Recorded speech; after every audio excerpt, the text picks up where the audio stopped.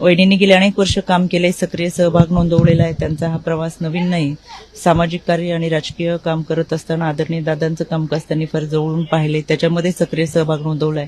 त्याच्यामुळे आदरणीय दादांची जी स्वप्न आहे ती पूर्ण करण्यासाठी निश्चितपणाने त्यांचं काम करून हा आपला विश्वास सार्थकी ठरवतील ही मला खात्री वाटते. खरं तर आपल्या सगळ्यांना परिस्थिती माहिती आहे. दादांनी एक क्षण सुद्धा स्वतःसाठी घालवलं नव्हतं. अगदी शेवटचा क्षण सुद्धा कागदपत्रांमध्ये गेलाय आणि कामासाठी गेलाय, सभेला जात असताना गेलाय, नागरिकांचे प्रश्न सोडवण्यासाठी जात असताना गेलाय.